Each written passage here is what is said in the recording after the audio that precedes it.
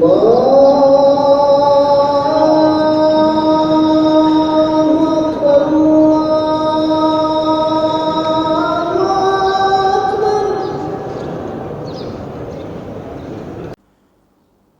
باللہ من الشیطان الرجیم بسم اللہ الرحمن الرحیم وقال الذین لا یرجون لقاءنا لولا انزل علینا الملائکۃ او نرى ربنا لقد استکبروا فی انفسهم وعتوا عتوا کبیرا صدق اللہ العلی العظیم وصدق رسولہ النبی الکریم ونحن علی ذلک من الشاہدین والشاکرین۔ سورہ فرقان چل رہی تھی پچھلے پارے سے۔ اس پارے کے آغاز میں اللہ رب العزت نے منکرین کی طرف سے ایک اعتراض اور اس کا جواب ذکر فرمایا ہے۔ اللہ تعالیٰ فرماتے وقال الذین لا یرجون لقاءنا، جو لوگ آخرت میں ہماری ملاقات کی امید نہیں رکھتے ہیں وہ اعتراض کرتے ہوئے یہ کہتے ہیں کہ لولا انزل علینا الملائکۃ او نری ربنا، یہ بات بتانے کے لیے کہ کیا واقعی مرنے کے بعد دوبارہ زندہ ہونا ہے، اللہ رب العزت نے ہمارے اوپر فرشتے کیوں نہیں اتار دیے؟ یہ اللہ تعالیٰ ہمیں خود ہی آ کر کیوں نہیں کہہ دیتے کہ تم نے مرنا ہے اور مرنے کے بعد دوبارہ زندہ ہونا ہے؟ اللہ تعالیٰ ان کی اس ہٹ درمی اور ضد کی بات کو نقل کرنے کے بعد فرماتے ہیں لقد استکبروا فی انفسہم، ان کے اس سوال سے لگتا ہے کہ انہوں نے اپنے آپ کو بہت بڑا سمجھ لیا، ان کا تکبر اس عروج پہ پہنچا ہے کہ وَعَتَوْا عُتُوًّا کبیرا، وہ اپنے دلوں میں اپنی سرکشی میں اتنا بڑے سمجھنے لگ گئے ہیں اپنے آپ کو کہ اللہ تعالیٰ کو گویا نعوذ باللہ کہہ رہے ہیں اللہ تعالیٰ ہمارے سامنے آ کر ہمیں بتائے کہ جی مرنے کے بعد دوبارہ زندہ ہونا ہے، یا یہ میرا نبی اور رسول ہے اس کی بات مانو۔ اللہ کو اپنے سامنے بلانا چاہتے ہیں۔ کتنے ان کے تکبر کی بات ہے اور کتنا ان کے ذہن کے اندر اپنی بڑائی بیٹھی ہوئی ہے۔ رہ گئی بات فرشتوں کو دیکھنے کی کہ ہمیں فرشتے نظر آئیں، فرشتے آ کر ہمیں کہیں، تو اللہ تعالیٰ فرماتے ہیں کہ انبیاء کے علاوہ فرشتوں کا ظہور دو موقعوں پر ہوتا ہے۔ دنیا میں جب انسان کو موت آنے لگتی ہے اس وقت فرشتے آتے ہیں، اور دوسرا آخرت میں پہنچ کر جب عذاب دینے کے لیے یا جنتیوں کو اکرام و اعزاز سے جنت میں داخل کرنے کے لیے فرشتے سامنے آئیں گے۔ تو یہ دو موقع فرشتوں کے سامنے آنے کے۔ فرشتے یا تو مجرموں کو سزا دینے کے لیے آتے ہیں یا اللہ کے پیاروں کا استقبال کرنے کے لیے آتے ہیں۔ اب یہ کہ یہ کہہ رہے ہیں ہمارے سامنے فرشتے آ جائیں، فرشتے آ جائیں گے تو پھر تم دنیا میں زندہ نہیں رہو گے۔ فرشتوں میں دنیا میں فرشتوں کو دیکھ کر عام انسان جو ہے وہ اس کا برداشت ہی نہیں کر سکتا، فرشتہ اپنی اصلی شکل میں آئے اس کو سہ ہی نہیں سکتا، مر جائے گا۔ تو جب مر جاؤ گے تو اس کے بعد کون سی تمہیں ہدایت مل جائے گی اور کون سا اس کو فائدہ ہو جائے گا؟ اس لیے یہ لوگ اپنے بارے میں اصل میں بہت بڑی بڑائی کا شکار ہیں، اللہ کو یا فرشتوں کو اپنے سامنے دیکھنا چاہتے۔ پھر انہوں نے دنیا میں جو عمل کیے ہیں ہم ان کا فیصلہ کرنے پر آئیں گے تو اللہ تعالیٰ اس بات پر بڑی سختی اور شدت کے ساتھ فرماتے ہیں کہ ہم ان کو فَجَعَلْنَاهُ هَبَاءً مَنْثُورًا، ہم ان کو بکھرے ہوئے غبار کی طرح بے قیمت کر کے رکھ دیں گے۔ ان کے پاس ہے ہی کیا جس کی بنیاد پر یہ کہتے ہیں کہ اللہ سامنے آئے، فرشتے سامنے آئے۔ اس کے مقابلے میں فرمایا جو جنتی لوگ ہیں ان کے لیے اللہ تعالیٰ کے یہاں بہترین ٹھکانہ ہے اور بہترین آرام گاہ ہے۔ اور وَيَوْمَ تَشَقَّقُ السَّمَاءُ بِالْغَمَامِ وَنُزِّلَ الْمَلَائِكَةُ تَنزِيلًا، اور جس دن آسمان پھٹ کر ایک بادل کو راہ دے گا اور فرشتے اس طرح اتر جائیں گے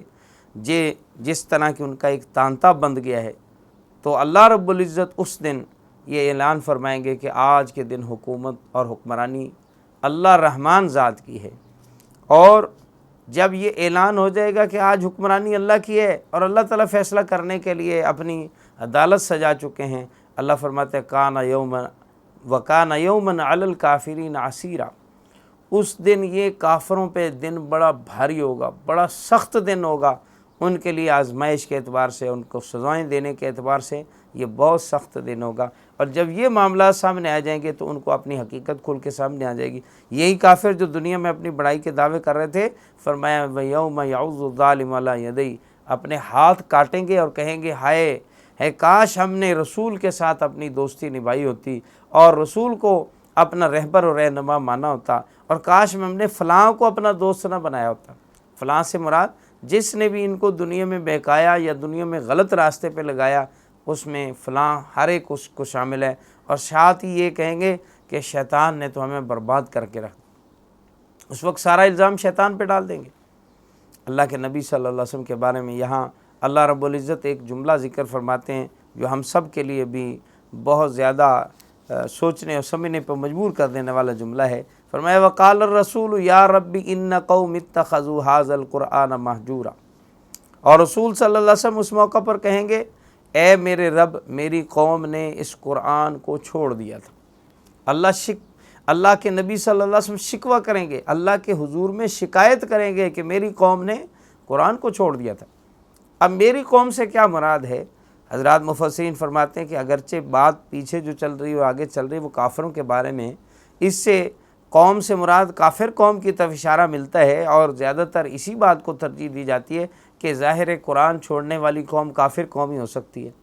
لیکن ساتھ ہی اس بات پر ڈر بھی ہمیں لگتا ہے کیونکہ قرآن چھوڑنے سے کیا مراد ہے، کیا چھوڑا قرآن میں سے جس کی اللہ کے نبی صلی اللہ علیہ وسلم شکایت کریں گے۔ تو علامہ ابن قیم رحمہ اللہ فرماتے ہیں اس کی تفسیر میں، اور دیگر مفسرین نے بھی اس کا تفسیر کرتے ہوئے فرمایا سب سے بڑا قرآن کو چھوڑنا تو یہ ہے کہ اس پہ ایمان ہی نہیں لائے۔ جو شخص قرآن پہ ایمان ہی نہیں رکھتا وہ سب سے بڑا قرآن کا چھوڑنے والا ہے۔ پھر اس کے بعد بھی درجہ بدرجہ اور بھی قرآن کے چھوڑنے کی صورتیں ہیں۔ قرآن کو چھوڑنا یہ ہے کہ قرآن کو پڑھتا ہی نہیں ہے، قرآن کو چھوڑنا یہ ہے کہ قرآن کو سمجھتا ہی نہیں ہے، قرآن کو چھوڑنا یہ ہے کہ قرآن کو سمجھنے کے بعد عمل نہیں کرتا، قرآن کو چھوڑنا یہ ہے کہ اپنے تنازعات اور اپنے بامی معاملات میں قرآن کو جج اور حکم نہیں بناتا، قرآن کو چھوڑنا یہ ہے کہ قرآن کو اپنی روحانی بیماریوں کے لیے شفا کا ذریعہ قرار نہیں دیتا ہے، اور قرآن کو چھوڑنا یہ ہے کہ قرآن ہی کو دنیا کے اندر سب سے بڑا قانون اور سب سے بڑی چیز نہیں سمجھتا ہے۔ تو یہ قرآن کو چھوڑنے کی مختلف صورتیں ہیں۔ ہم اپنے بارے میں ذرا غور کریں کہ ہم ان میں سے کن کن حالتوں صورتوں میں قرآن کو چھوڑے ہوئے ہیں۔ اگر کسی صورت میں بھی ہم قرآن کے چھوڑنے والوں میں سے ہیں تو ہمیں نبی پاک صلی اللہ علیہ وسلم کی جہاں شفاعت کی امید ہے وہاں ساتھ ساتھ اللہ کے حبیب صلی اللہ علیہ وسلم کی شکایت سے ڈرنے کی بھی ضرورت ہے۔ کہیں ہم شفاعت والوں میں سے ہونے کی بجائے شکایت والوں میں سے نہ ہو جائیں۔ اللہ سے اور اللہ کے رسول صلی اللہ علیہ وسلم سے وفاداری یہی ہمارے سب سے بڑا توشہ ہے اور یہی سب سے بڑی چیز ہے۔ فرمایا وَكَذَلِكَ جَعَلْنَا لِكُلِّ نَبِيٍّ عَدُوًّا مِّنَ الْمُجْرِمِينَ، اسی طرح ہم نے مجرم لوگوں کو ہر نبی کا دشمن بنا دیا۔ اللہ تعالیٰ فرماتے ہیں ہم نے مجرم لوگوں کو نبی کا دشمن بنا دیا۔ وَكَفَىٰ بِرَبِّكَ هَادِيًا وَنَصِيرًا، اور آپ کا پروردگار ہی ہدایت دینے و مدد کرنے کے لیے کافی ہے۔ اللہ تعالیٰ کے بنانے کا مطلب یہ ہے کیونکہ اللہ رب العزت ہی ہر چیز کے خالق ہے۔ کوئی مجرم اللہ کے رسول صلی اللہ علیہ وسلم کا دشمن بن کر دشمنی کی حالت میں ٹھہر ہی نہیں سکتا تھا جب تک کہ اللہ تعالیٰ اس کو ڈھیل نہ دے، مہلت نہ دے۔ تو اس بات کو اللہ نے اپنی طرف منسوب کر کے فرمایا کذالک جعلنا، ہم نے بنایا، ہم نے اس کو نبی کا دشمن بن کر زندہ رہنے دیا، موقع دیا، مہلت دی۔ اور اس میں تسلی ہے نبی کریم صلی اللہ علیہ وسلم کو بھی، امتیوں کو بھی، کہ اگر کوئی مجرم، کوئی دشمن نبی، دشمن پیغمبر اگر زندہ و موجود ہے تو دراصل یہ بھی اللہ کی طرف سے اس کو ڈھیل اور مہلت ملی ہوئی ہے۔ تو ہم اللہ کا مقابلہ کرنے والے کون ہیں کہ یہ چاہیں کہ دشمن پیغمبر ایک لمحہ بھی دنیا میں زندہ نہ رہے اور اس کو ہم لمحہ بھر کے لیے بھی جینے کا جو ہے وہ حق نہ دیں؟ تو فرمایا ایسا نہیں ہے، یہ آزمائش ہے، امتحان ہے، اور آپ کا رب ہی جس کو چاہتا ہے ہدایت دیتا ہے، جس کی چاہتا ہے مدد و نصرت کرتا ہے۔ اور اس کے بعد اللہ تعالیٰ نے کافروں کے ایک اور اعتراض کو ذکر کیا۔ فرمایا یہ کافر آپ سے کہتے ہیں کہ یہ قرآن اکٹھا کیوں نہیں اتر آیا، قرآن اکٹھا دفعتم واحدتاً ایک ہی دفعہ کیوں نہیں نازل ہوا جیسے کہ اس سے پہلے بعضی کتابیں ایک دم اتری ہیں؟ تو اللہ تعالیٰ نے اس کے جواب میں فرمایا کذالک لنثبت بہ فؤادک ورتلناہ ترتیلا۔ دو باتیں یہاں اللہ تعالیٰ نے اس کے جواب میں فرمائی۔ اگرچہ قرآن کے تدریجاً اور تھوڑا تھوڑا اترنے کے کئی فوائد ہیں، کئی باتیں ہیں اس پر، لیکن اللہ رب العزت نے جن دو باتوں کو یہاں پوائنٹ آؤٹ کیا ہے وہ یہ ہے، فرمایا اے پیغمبر ہم نے ایسا اس لیے کیا تاکہ اس کے ذریعے آپ کا دل مضبوط رکھیں، چونکہ قرآن کا بار بار اترنا، قرآن کے لیے فرشتے کا بار بار آنا ہمارے ساتھ آپ کا ایک گہرا ربط اور تعلق رکھے ہوئے۔ آپ کو کوئی دکھ کا موقع آتا ہے، آپ کو کوئی ستانے کا موقع آتا ہے، آپ کو کوئی تکلیف کا موقع آتا ہے، آپ کو کہیں بھی کوئی مسئلہ ہوتا ہے، تو اس کے لیے جب اللہ کے فرشتے اتر کر وحی لاتے ہیں اللہ کی طرف سے تو آپ کا دل اس سے مضبوط ہو جاتا ہے۔ یہ قرآن ایک ایسے اللہ کی طرف سے نورانیت کو لانے اور اللہ کی طرف سے ایک پیغام لانے کا ایسا سلسلہ اور ذریعہ ہے کہ جس سے اے محبوب آپ کا دل مضبوط ہوتا ہے۔ اور دوسری بات یہ ہے ہم نے اس لیے اس کو تھوڑا تھوڑا کر کے اتارا ہے تاکہ اس کو ٹھہر ٹھہر کر پڑھوایا جائے، تھوڑا تھوڑا کر کے جتنا پڑھا جائے گا اتنا یاد ہوتا جائے گا، دل میں اترتا جائے گا، عمل میں آتا جائے گا۔ تھوڑا پڑھنے سے، تھوڑا تھوڑا اترنے سے یہ فوائد حاصل ہوں گے کہ وہ ماحول موقع کے مطابق جو آیتیں اتریں وہ ضبط ہو جائیں گی، محفوظ ہو جائیں گی، لوگ اس کو ٹھہر ٹھہر کر پڑھیں گے اور اچھے طریقے سے اس کو یاد رکھیں گے، عملی زندگی میں اس کو لائیں گے اور اس کو عمل میں لانا آسان ہو جائے گا۔ اگر ایک دم پورا قرآن اترا ہوتا، ایک دم اس کو عمل میں لانا ہوتا، ایک دم ان ساری باتوں کو اکٹھا اختیار کرنا ہوتا، تو ظاہر ہے کہ یہ بہت مشکل ہو جاتا، پیچیدہ بن جاتا۔ اللہ رب العزت فرماتے ہیں کہ ہم نے اس لیے قرآن کو تھوڑا تھوڑا کر کے اتارا ہے، اور پھر اس کے ذریعے سے قرآن کی تشریح، قرآن کی تفسیر، قرآن کا پھیلاؤ یہ بھی آسان ہو گیا، کیونکہ جتنا قرآن اترتا گیا وہ اتنا آگے پھیلتا گیا، اور اس کے ذریعے سے قرآن جو ہے وہ پوری دنیا کے اندر اسی طرح سرایت کر چکا ہے۔ آج الحمدللہ پوری دنیا کے اندر اس قرآن کے لاکھوں نہیں کروڑوں جو ہے کی تعداد میں حفاظ کرام موجود ہیں جو قرآن کو اپنے سینوں میں لیے ہوئے ہیں۔ تو اس لیے یوں ان کا اعتراض بالکل بیجا سا اعتراض ہے، اس وجہ سے بھی کہ اللہ رب العزت قرآن کو اتارنے والے ہیں، وہ خالق مالک ہیں، ان کو اختیار ہے کہ چاہے وہ کتاب اکٹھی دے دیں، وہ تھوڑی تھوڑی کر کے اتاریں۔ حاکمانہ جواب تو اس کا یہ ہے کہ ہم جیسے مرضی چاہتے ہیں ہم اتارتے ہیں، اور حکیمانہ یہ ہے کہ اس کے بہت سارے فائدے ہیں جس کے پیش نظر قرآن کو تھوڑا اتارا گیا۔ پھر آگے اللہ رب العزت نے مختلف انبیاء کا حوالہ دیا کہ اگر یہ لوگ آپ کے ساتھ اعتراضات کرتے ہیں، ڈٹھائی کا مظاہرہ کرتے ہیں، ضدیں آپ کے ساتھ لگاتے ہیں اور اپنی ضد و درمی کے سوالات کرتے ہیں، تو یہ کوئی انوکھی بات نہیں۔ پہلے نبیوں کی ہسٹری اور تاریخ دیکھیں، ان سب کے اندر یہی بات ملتی ہے۔ موسیٰ علیہ السلام کو اللہ نے کتاب دے کر بھیجا، اور ان کے بھائی حضرت ہارون کو بھی ان کا حمایتی بنا کے بھیجا، اور ان کو کہا کہ ایک ایسی قوم کے پاس جاؤ جنہوں نے ہماری آیتوں کو جھٹلا دیا ہے۔ تو قوم نے ان کی مخالفت کی، ان سے ضد بازی کی، بڑے بڑے معجزات دے کر بھی انکار کر دیا۔ اللہ فرماتے ہیں فَدَمَّرْنَاهُمْ تَدْمِيرًا، پھر ہم نے ان کو غرق کر کے رکھ دیا اور مٹا کے رکھ دیا۔ پھر اس کے بعد قوم نوح کا تذکرہ کیجئے، انہوں نے بھی، اس قوم نے بھی رسولوں کو جھٹلا دیا، اس کے نتیجے میں کیا ہوا؟ قوم کو غرق کر دیا گیا اور ہلاک کر دیا گیا۔ اللہ فرماتے ہیں ہم نے ان کو ایک عبرت کی نشانی بنا دیا تاکہ لوگ دیکھیں اور اس کے بارے میں سوچیں کیسے قوم نوح پر عذاب آیا اور طوفان آیا جس نے سب کو غرق کر دیا۔ پھر عاد و سمود کا تذکرہ کیجئے، اصحاب رس کنویں والوں کا تذکرہ کیجئے، ایک کنویں پر آباد قوم تھی جنہوں نے نبی کی مخالفت کی، اور اس کے بارے میں یہ بھی آتا ہے کہ اللہ تعالیٰ نے اس قوم کو ہلاک کر دیا، حالانکہ ان کو بہت خوشحال بنایا گیا تھا۔ اور کنویں کا خاص ذکر کیوں ہے؟ ایک وجہ یہ بھی ذکر کی گئی کہ انہوں نے اپنے پیغمبر کو اسی کنویں میں پھانسی دے دی، تو اللہ تعالیٰ کا عذاب ان پر اترا، اس وجہ سے ان کو اصحاب رس کہتے ہیں۔ اور اس کے بعد اور بہت سارے زمانوں میں بہت سارے انبیاء آئے، وَكُلًّا ضَرَبْنَا لَهُ الْأَمْثَالَ وَكُلًّا تَبَّرْنَا تَتْبِيرًا۔ اللہ فرماتے ہیں ہم نے ہر ایک کو سمجھانے کے لیے بہت مثالیں دی، اور پھر ہر ایک کو طرح طرح کے عذاب کے ذریعے پیس کر رکھ دیا اور ختم کر دیا دنیا سے۔ اور اسی طرح یہ کفار مکہ اس بستی پر سے بھی گزرتے رہتے ہیں جن پر اللہ نے پتھروں کی بارش برسا کے ہلاک کیا تھا، قوم لوط کی بستی، اور دیکھتے نہیں ہو کیسے ان کو اللہ رب العزت نے عبرت کا نشانہ بنا دی۔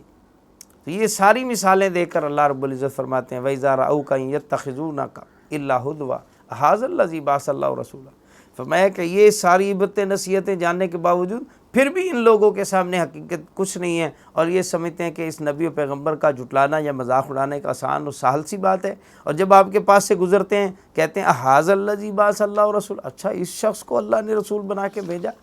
تحقیری انداز میں حقارت کرتے ہوئے کہتے ہیں کہ یہ رسول اللہ کا، گویا ان کے دلوں کے اندر یہ بات بیٹھی ہوئی ہے کہ اللہ کا رسول تو کوئی مالدار، صاحب اقتدار، کوئی ایسا بندہ ہونا چاہیے تھا جو بہت مال و متاع والا ہوتا۔ ان کے نزدیک ایک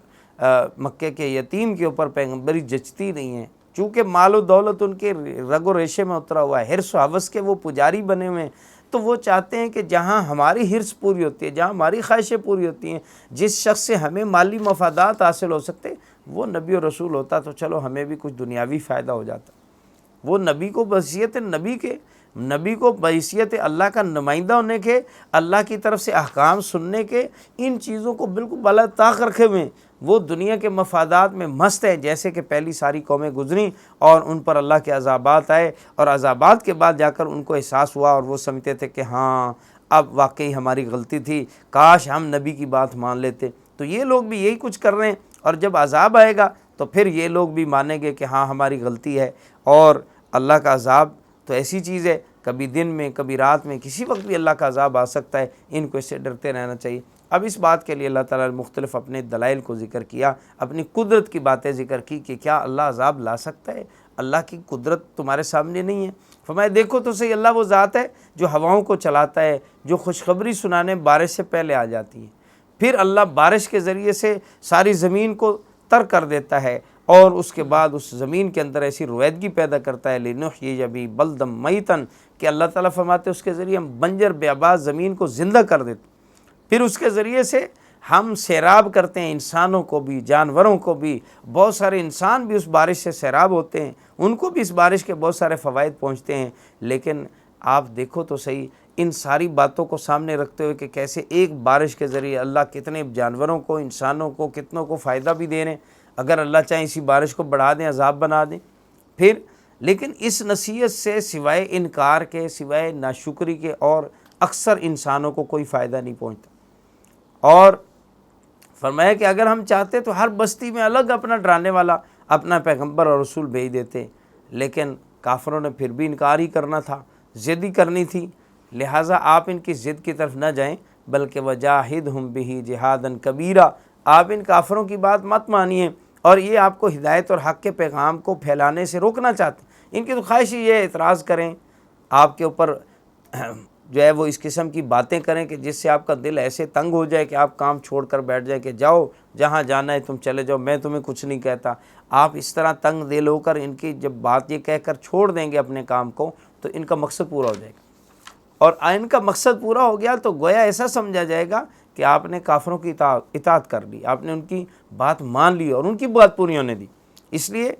فلا تطع الکافرین، آپ کافروں کی پیروی اور ان کی اطاعت مت کیجیے، یعنی ان کا مقصد مت پورا ہونے دیجیے کہ اللہ کا پیغام رک جائے اور اللہ کی دعوت کو عام ہونے سے ہم روک دیں، تو اس کا مطلب تو کافر کامیاب ہو گئے، اور جب کافر کامیاب ہو گئے تو کہیں گے ہماری بات مان لی گئی، ہماری بات نبی نے مان لی ہے، نعوذ باللہ من ذالک، یہ نتیجہ نکالا جائے گا۔ لہٰذا وجاہدہم بہ جہادا کبیرا، آپ اس قرآن کے ذریعے پوری قوت کے ساتھ اپنی جد و جہد کو اور جہاد کو جاری رکھیے۔ یہ قرآن سب سے بڑی اللہ رب العزت کی دلیل ہے، اور یہ سب سے بڑا اللہ کی طرف سے قانون بن کر آیا ہے پوری انسانیت کے لیے، ہدایت کا بھی، عدل کا بھی، انصاف کا بھی، امن کا بھی۔ جو لوگ اس امن کے قانون کے مخالف ہیں وہ دراصل پورے روئے زمین کے سب سے بڑے فسادی ہیں۔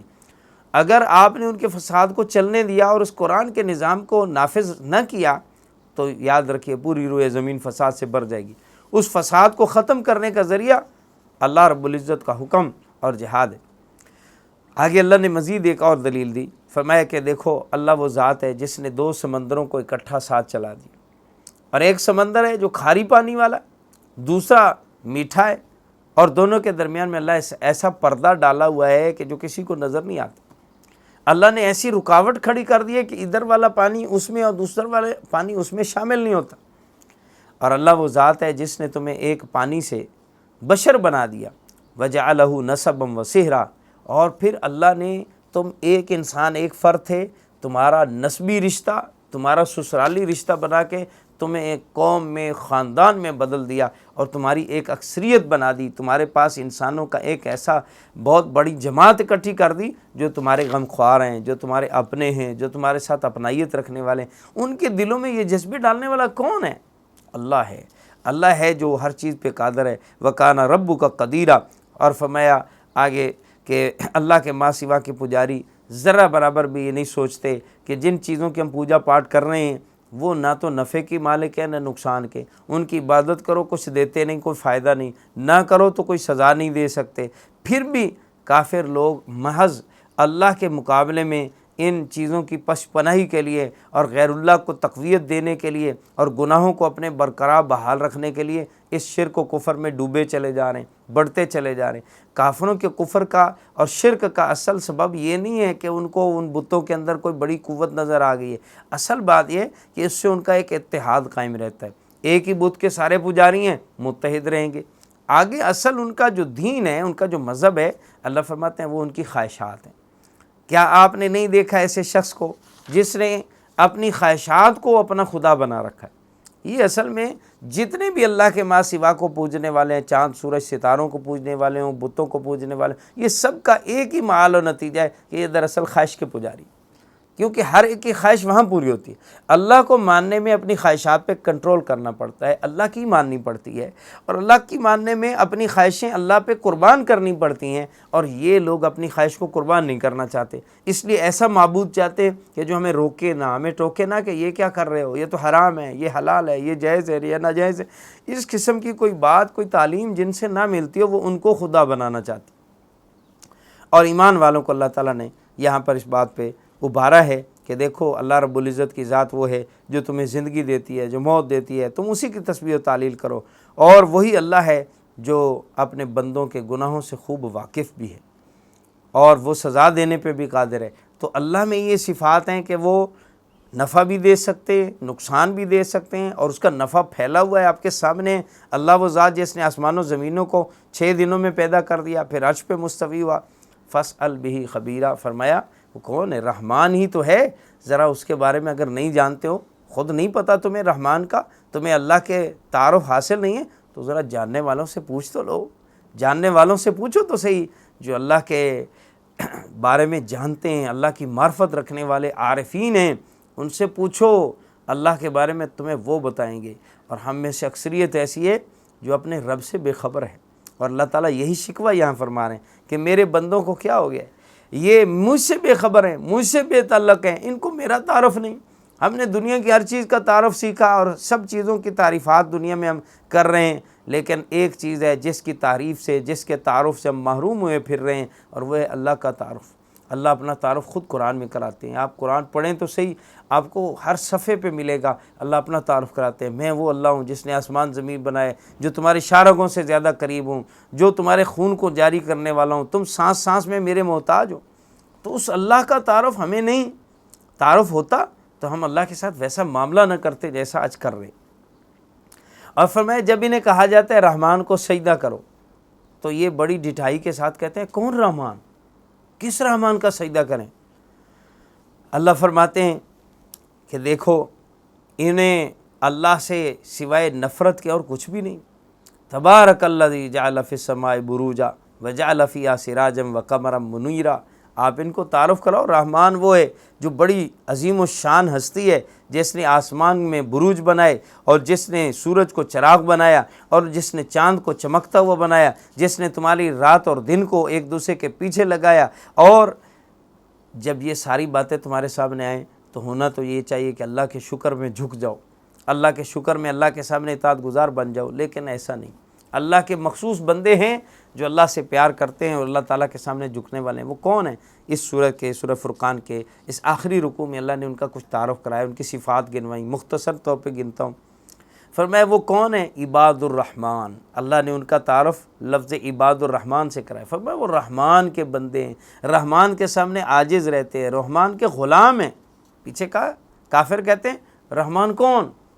میں پوچھو رحمان کے بندوں سے جو اس کے سامنے جھکنے والے ہیں، عاجزی اور بندگی کرنے والے ہیں، وہ کون ہیں؟ الذین یمشون علی الارض ہونا، زمین پہ چلتے ہیں تو اتنے تواضع سے، عاجزی سے، دبے پاؤں چلتے ہیں کہ ہمارے رب کی زمین ہے، یہ رب کی دھرتی ہے، ہم نے اس پہ زور سے چل کے رب کی دھرتی کو پھاڑ تو نہیں دینا، ہم تو اللہ سے ایسے نرمی کے ساتھ چلتے ہیں تاکہ اللہ کی زمین کو جو ہے ہم سے کہیں تکلیف نہ پہنچ جائے۔ اتنے عاجز ہیں، اتنے عاجز ہیں، اور دوسری طرف محتاط اتنے کہ اگر جاہل لوگ ان سے الجھنے لگتے ہیں تو کہتے ہیں قالوا سلاما وَإِذَا خَاطَبَهُمُ الْجَاهِلُونَ قَالُوا سَلَامًا۔ جاہل لوگ الجھتے ہیں تو کہتے ہیں سلام ہو تم پر، بھائی ہم تمہارے ساتھ بحث کرنے کے نہیں ہیں، ہم اللہ کے بارے میں بحث کر کے اللہ کے بارے میں گستاخیاں بے ادبیاں نہیں سن سکتے، خاموش ہو جاؤ۔ ان سے کنارہ کشی کر کے گزر جاتے۔ اور فرمایا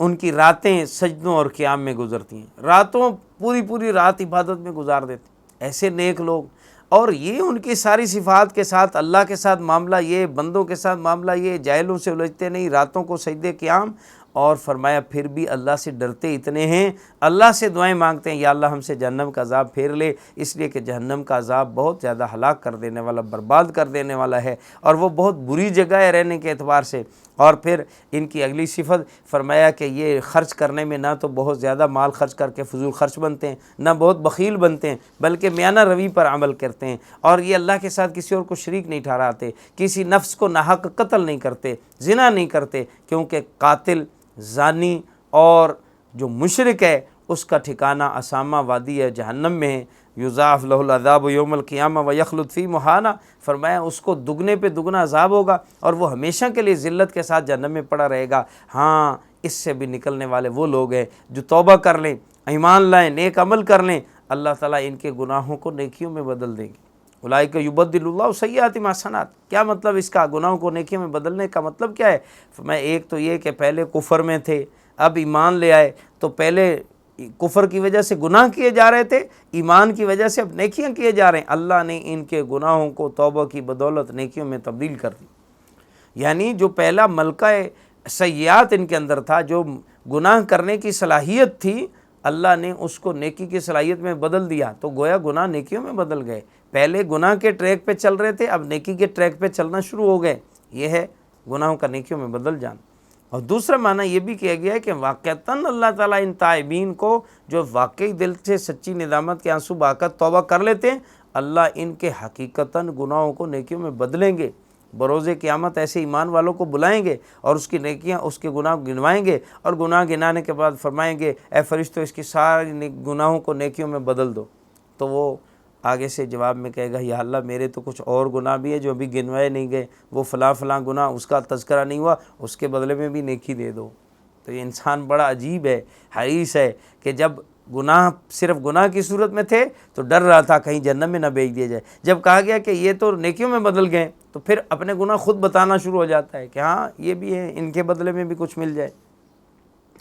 اور اللہ تعالیٰ فرماتے ہیں کہ یہ لوگ والذین لا یشہدون الزور، یہ وہ لوگ ہیں جو ناحق کاموں میں، غلط کاموں میں شریک نہیں ہوتے۔ زور کا ویسے معنی جھوٹ اور باطل ہے، تو لا یشہدون زور کا معنی باطل کاموں میں، غلط کاموں میں، گناہ کے کاموں میں، موسیقی، گانا بجانا، فحاشی، بے حیائی، اس قسم کے تمام غلط کاموں میں حاضر ہی نہیں ہوتے، آتے ہی نہیں، اس مجلس میں نہیں جاتے جہاں رب کی نافرمانی ہو۔ اور دوسرا معنی والذین لا یشہدون الزور، جھوٹی گواہی نہیں دیتے، یہ جھوٹی گواہی نہیں دیتے، سچی گواہی دیتے۔ اور فرمایا وَإِذَا مَرُّوا بِاللَّغْوِ مَرُّوا كِرَامًا، جب کسی لغو بےہودہ چیز کے پاس سے گزرتے ہیں تو انتہائی وقار و سنجیدگی کے ساتھ گزر جاتے ہیں۔ ایک تو اس فضول کام کو فضول سمجھ کے اس سے سنجیدگی سے اس لیے گزرتے ہیں، اور دوسرا ان کی تحقیر نہیں کرتے، اپنے آپ کو بڑا نہیں سمجھتے، ان کو حقیر و گھٹیا نہیں سمجھتے، یہ ان کی اونچی صفات ہیں۔ اور والذین اذا ذکروا بآیات ربہم، جب رب کی نشانیاں ذکر کی جائیں، رب کی صفات ان کے سامنے بیان کی جائیں، لم یخروا علیہا صما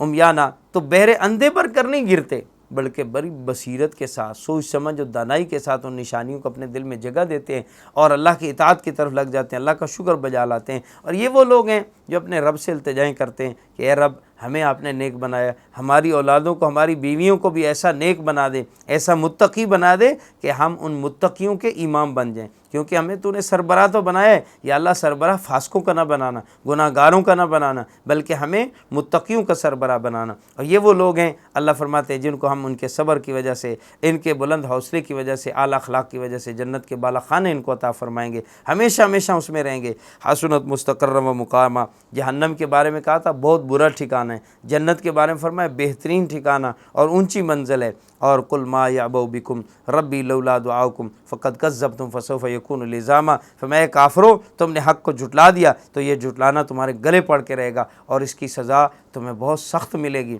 یہ آخری جملہ جس پر اللہ رب العزت نے سورہ فرقان کا اختتام کیا، اور یہاں پہ یہ بات پوری ہوگی۔ فرمایا کافروں کو یہ پیغام دے دو کہ تمہارا یہ کفر تمہارے گلے پڑ جائے گا اور اس کا جو انجام آخرت میں ہونے والا ہے، دنیا میں تو 4 دن اللہ کے ڈھیل کی مہلت کے دیے، اس میں عیاشی کر لو، مزے کر لو، لیکن آخرت میں جو اس کا عذاب اور بھگتان کرنا ہے وہ بہت سخت ہے، ہم اس کی طاقت و تاب نہیں رکھتے۔ اللہ تعالی ہماری بھی حفاظت فرمائے اور جہنم سے ہماری حفاظت فرمائے، آمین۔ بسم اللہ الرحمن الرحیم۔ سورہ شعراء مکی صورت ہے، اور اس صورت میں اللہ رب العزت نے اپنی قدرت کے دلائل و نظائر کو بیان فرما کر مسئلہ توحید کو واضح کیا ہے، اور دوسری بات کہ نبی کریم صلی اللہ علیہ وسلم پر جتنے الزامات عائد کیے جاتے تھے، جیسے آپ کو جادوگر کہا جاتا، کاہن کہا جاتا، شاعر کہا جاتا، تو ان چیزوں کی اس صورت میں نفی کی گئی ہے، اور شعراء کی حقیقت آخر میں اس صورت میں بیان کرنے کی وجہ سے اس صورت کا نام شعراء رکھا گیا ہے کہ شاعر لوگ جو ہیں وہ تو گمراہی کی پیروی کرتے ہیں اور ہر وادی میں پھرتے ہیں، اپنے افسانوں میں وہ گھرے ہوتے ہیں، وہ ایسی باتیں کہ جو دنیا کو راہ ہدایت دکھا سکیں وہ ان باتوں سے بہت دور ہوتے ہیں، لہٰذا آپ صلی اللہ علیہ وسلم کو شاعر کہنا انتہائی زیادہ ڈٹھائی اور ضد کی علامت ہے۔ سورت کی ابتدا حروف مقطعات میں سے تاسین میم وغیرہ کے ساتھ ہوتی ہے، اور عمومی اسلوب کے مطابق اس کے بعد اللہ تعالیٰ نے بندوں پر اپنے بہت بڑے احسان یعنی قرآن کریم کو ذکر فرمایا ہے کہ قرآن اللہ کا بہت بڑا احسان عظیم ہے انسانوں پر۔ پھر قرآن کے بارے میں ایک احساس ذمہ داری تو رسول اکرم صلی اللہ علیہ وسلم کی تھی، جو کہ اس کے علوم و معارف اور احکام بندوں تک پہنچانے میں اپنی جان کو ہلکان کیے ہوئے تھے۔ آپ کی دل سوزی کا یہ عالم تھا، یوں لگتا تھا کہ شاید آپ لوگوں کو ہدایت پر لانے کے لیے اپنے آپ کو گھول دیں گے اور گھونٹ دیں گے۔ اللہ رب العزت نے آپ کو تسلی دیتے ہوئے فرمایا کہ آپ اپنے آپ کو اس طرح نہ گھولیے کہ گویا آپ اسی میں ہلاک ہو جائیں، جبکہ اس کے مقابلے میں مخالفین کا رویہ ایسا تھا کہ وہ کسی طرح کی نصیحت اور ہدایت کو بھی قبول کرنے کے لیے تیار نہیں تھے، بلکہ ہر طرح سے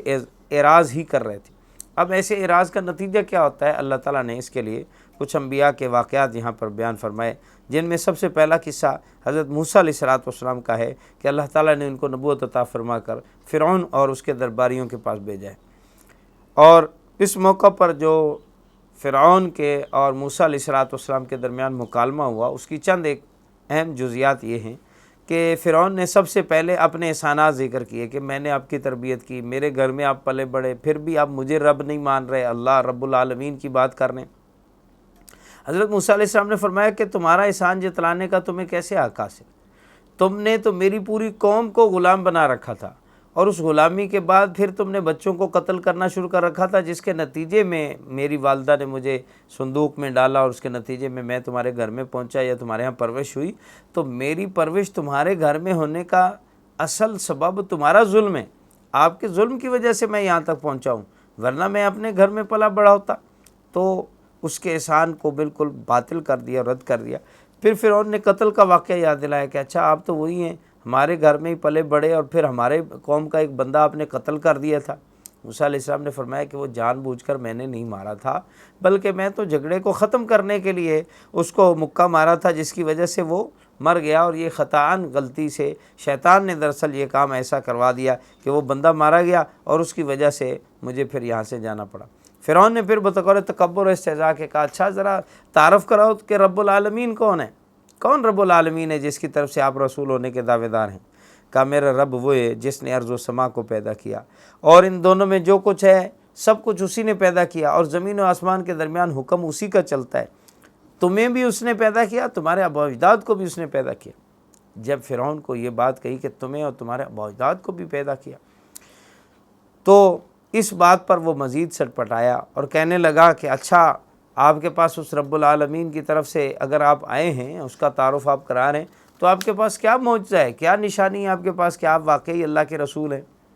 حضرت موسیٰ علیہ السلام نے اس موقع پر دو معجزے دکھائے، ایک لاٹھی زمین پر ڈالی ازدا بن گیا، دوسرا اپنے ہاتھ کو گریبان سے نکالا تو وہ سورج کی طرح چمکنے لگ گیا۔ ان دونوں معجزات کو انہوں نے جادو قرار دیا اور پھر جادوگروں کو اکٹھا کرنا شروع کر دیا۔ مصر کے نامی گرامی ساحر پورے مصر سے اکٹھے کیے گئے، اور موسیٰ علیہ السلام کے مقابلے میں جادوگروں کے ساتھ مقابلہ طے پایا۔ مصریوں کے سالانہ جشن اور عید کے موقع پر جہاں بہت بڑا مجمع ہوتا تھا، لوگوں کو جمع ہونا ہی ہوتا تھا، تو اس موقع پر یہ جادوگروں کے ساتھ مقابلہ طے پایا، اور جادوگروں نے اپنی رسیاں لاٹھیاں ڈالیں جن کو انہوں نے چلتا ہوا سانپ دکھایا، اور یہ آنکھ بندی اور نظر بندی کا ہوتا ہے، جادوگری ہوتی یہی ہے کہ دوسروں کی نظریں بند کر دی جاتی ہیں۔ لوگوں کو یہ تخیل تصور ہو رہا تھا کہ لاٹھیاں دوڑ رہیں۔ موسیٰ علیہ السلام کو اللہ کی طرف سے حکم ہوا کہ آپ اپنا عصا پھینکیے۔ آپ نے اپنا عصا ڈالا تو وہ اتنا بڑا اژدہا بنا کہ اس نے سارے سانپوں کو نگل لیا، میدان صاف ہو گیا۔ جادوگر اس بات کو دیکھ کر سمجھ گئے کہ یہ اللہ کی طاقت ہے، یہ کوئی جادو نہیں ہے۔ جادو میں تو یہ ہے کہ بھئی ظاہری طور پر نظر بندی ہوتی ہے، ایک وقتی چیز ہوتی ہے، پھر چیز اپنی اصل کی طرف واپس آ جاتی۔ یہاں تو لاٹھیاں میدان سے غائب، رسیاں غائب، اور اس کے بعد دوبارہ ان کا کوئی نام و نشان نہیں، اور موسیٰ علیہ السلام کی لاٹھی اپنی اصل حالت میں آ گئی۔ اور اگر یہ جادو ہوتا تو رسیاں واپس پلٹتیں، اس لیے وہ سمجھ گئے کہ یہ اللہ کی طاقت ہے اور یہ واقعی اللہ کے نبی اور رسول ہیں۔ وہ سجدہ ریز ہوئے اور اللہ کو رب العالمین مانتے ہوئے ان پر ایمان لے آئے اور موسیٰ علیہ السلام کے سامنے ایمان قبول کر لیا۔ اس پر فرعون بگڑ گیا کہ یہ کیا بات ہوئی، اب میں نے تم کو اپنے طرف داری بنا کر اپنی طرف سے بلایا تھا اور تم نے اس کا ساتھ دیا اور ایمان لے آئے۔ اب فرعون نے پینترا بدلا اور بات کو بدل دیا، کہا کہ اصل میں تم دونوں ہی آپس میں ملے ہوئے جادوگر تھے اور آپ چاہتے تھے کہ آپ لوگ اپنی جادوگری کے زور سے مصر والوں کو یہاں سے نکال دیں اور اپنی حکومت قائم کر لیں۔ فرعون نے کہا کہ میں تم سب جادوگروں کو ہاتھ پاؤں مخالف سمت سے کاٹ دوں گا اور سولی پہ لٹکا دوں گا۔ بہت دھمکیاں دیں، اگرچہ ان دھمکیوں پر کوئی عمل درآمد نہ کر سکا۔ تو پھر اس کے بعد موسیٰ علیہ السلام کو اللہ کا حکم ہوا کہ آپ بنی اسرائیل کو راتوں رات لے کر یہاں سے چلے جائیں۔ فرعونیوں کے اب ایمان لانے کی کوئی امید باقی نہیں رہی۔ جب صبح ہوئی فرعونیوں کو اس بات کا علم ہوا کہ بنی اسرائیل والے تو ہم سے نکل کر چلے گئے، اس نے اپنے لاکھوں کا لشکر تیار کیا اور ان کا پیچھا کرنے کے لیے روانہ ہوا۔ بالآخر سمندر سامنے آیا اور حضرت موسیٰ علیہ السلام کو حکم ہوا کہ آپ اپنا عصا ماریے۔ اللہ نے وہاں 12 راستے بنا دیے، بنی اسرائیل اس کو پار کرتے ہیں اور فرعونی بھی اس کو دیکھ کر اس کے اندر گھسنے کی کوشش کرتے ہیں، جس کے اندر جب سمندر کے بالکل درمیان میں ہوتے ہیں اللہ کا حکم ہوتا ہے اے موجوں مل جاؤ اور فرعونیوں کو غرق کر دو۔ اس طرح یہ سارے فرعونی غرق ہو گئے اور اللہ رب العزت نے اس کے ذریعے میں سبق و پیغام دے دیا کہ اللہ کے مقابلے میں اکڑنے والوں کا انجام ایسے ہوتا ہے جیسے فرعونیوں کا انجام ہوا۔ اس کے بعد بنی اسرائیل کا پھر ایک دوسرا امتحان شروع ہوتا ہے کہ اللہ تعالیٰ نے ان کو امتحان سے، اس آزمائش و صبر سے تو گزار دیا، اب آپ آزادی کے ساتھ اللہ کے دین پر عمل کریں۔ تو اس امتحان میں ان کے اندر جو ہے وہ کچھ خامیاں آئیں۔ بہرحال اس کے بعد قصہ ہے حضرت ابراہیم علیہ السلام کا۔ ابراہیم علیہ السلام کے قصے میں جن کے والد آزر اور قوم بتوں کی عبادت کرتی تھی، آپ نے ان کو بڑی حکمت کے ساتھ ایمان اور توحید کی دعوت دی۔ حضرت ابراہیم علیہ السلام اپنے والد کو اپنی قوم والوں کو سمجھاتے رہے اور اللہ کی بہت ساری صفات کے ذریعے ان کو اللہ کی طرف قائل کیا اور بلایا۔ فرمایا کہ دیکھو اللہ وہ ہے جو میرا بھی اور آپ کا بھی خالق بھی ہے اور ہمارا ہادی اور رہنما بھی ہے، اور اللہ رازق بھی ہے، اور وہی جب ہم بیمار ہوتے ہیں شفا بھی وہی دیتا ہے، موت بھی وہی دیتا ہے، زندگی بھی وہی دیتا ہے، دنیا و آخرت میں گناہ معاف کرنے کا بھی اسی کو حق پہنچتا ہے۔ لہٰذا جب یہ ساری صفات اللہ کے لیے ہیں تو دیکھو اس اللہ پر ایمان لے آؤ اور اس کی وحدانیت و توحید پر ایمان لے آؤ اور وہی تمہیں کامیاب کرتا ہے۔ اس کے بعد حضرت ابراہیم علیہ السلام نے کچھ اپنے لیے دعائیں بھی مانگی، جو دعائیں اس بات کی طرف ہمیں اشارہ کرتی ہیں کہ جب ہمیں اللہ کی معرفت حاصل ہو تو پھر ہمیں اللہ سے التجائیں اور دعائیں مانگنے میں دیر نہیں کرنی چاہیے۔ فرمایا اے اللہ مجھے فہم و علم عطا فرما، یا اللہ میرا ذکر لوگوں میں اچھا جاری فرما، یا اللہ مجھے جگہ جنت میں عطا فرما، اور یا اللہ میرے والد کو بھی معاف فرما۔ یہ والد کی معافی کی دعا اس وقت تک کرتے رہے جب تک انہیں منع نہیں کیا گیا تھا۔ جب ان کے والد کا کفر پہ مرنا یقینی طور پہ معلوم ہو گیا تو انہوں نے والد کے لیے پھر دعا کرنا چھوڑ دی، اور فرمایا کہ یا اللہ مجھے آخرت میں رسوا نہ کرنا۔ یہ ابراہیم علیہ السلام کی دعائیں ہیں جن کو اللہ تعالیٰ نے ذکر کیا۔ اس قصے میں ہوا یہ کہ والد جو ہیں وہ اور ان کی قوم بضد رہی۔ ابتداً ابراہیم علیہ السلام کو آگ میں بھی ڈالا گیا، آگ کو اللہ نے گل و گلزار بنا دیا، اور یہ بھی قوم کے سامنے ایک معجزہ تھا ابراہیم علیہ السلام کا، لیکن یہ ضدی لوگ پھر بھی نہیں مانے۔ بالآخر ابراہیم علیہ السلام کو اپنی قوم سے ہجرت کر کے وہاں سے جانا پڑا، اور اس قصے سے سبق ملتا ہے کہ انسان کو ہر حال میں اللہ کی طرف رجوع رکھنا چاہیے۔ یہاں اللہ تعالیٰ نے یہ بھی بتایا کہ جب ابراہیم علیہ السلام نے اپنی سب کچھ، اپنا جان مال سب کچھ ہماری راہ میں لگا دیا اور وہاں سے ہجرت کی، تو ہم نے اس کی برکت سے ان کی نسل کو آگے پوری نسلوں کے لیے امام بنا دیا، اور ان کی نسل سے ہی ہم نے آگے انبیاء کو پیدا کیا۔ سارے نبی جتنے بھی اس کے بعد آئے وہ سب ابراہیم علیہ السلام کی اولاد میں آئے۔ اسحاق علیہ السلام اور اسماعیل علیہ السلام اور مدین، یہ 3 بیٹے ہیں حضرت ابراہیم علیہ السلام کے مختلف بیویوں سے، اور ان سے آگے نسلیں چلی ہیں۔ اسحاق علیہ السلام سے یعقوب علیہ السلام، یعقوب علیہ السلام کا لقب اسرائیل، ان سے پوری قوم بنی اسرائیل آئی۔ اسماعیل علیہ السلام عرب میں آباد ہوئے، سارا عرب جتنا بھی ہے وہ اسماعیل علیہ السلام کی اولاد میں سے، اور مدین وہ علاقہ مدین میں آباد ہوئے، جن سے آگے قوم مدین آتی ہے، علاقے کا نام بھی مدین، قوم کا نام بھی مدین، ان میں شعیب علیہ السلام مبعوث ہوتے ہیں۔ تو بہرحال اس طرح اللہ نے ابراہیم علیہ السلام کو امامت کبریٰ سے نوازا، اور جو ان کی دعا تھی کہ اللہ میرا اچھا ذکر لوگوں میں جاری فرما،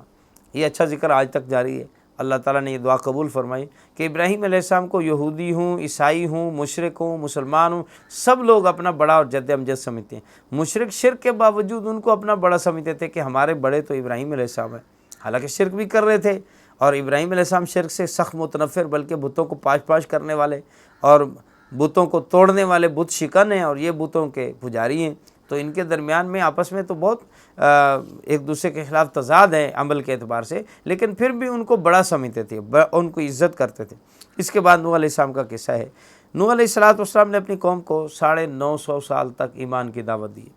لیکن قوم ایسی ضدی تھی کہ اس نے اتنے عرصہ دراز تک یہ بات سننے کے باوجود وہ نہیں مانے، اور یہی کہتے رہے کہ ہم سے پہلے بھی تو اسی طرح جن لوگوں نے اللہ کی نافرمانی کی اور ناحق، تو اللہ نے ان کو بھی روئے زمین پہ بسائے رکھا، ہمیں کیا ہوا؟ اگر ہم ایمان نہیں لائیں گے تو کیا ہو جائے گا؟ اور آپ لے آئیں اس عذاب کو جس سے ہمیں ڈراتے ہیں۔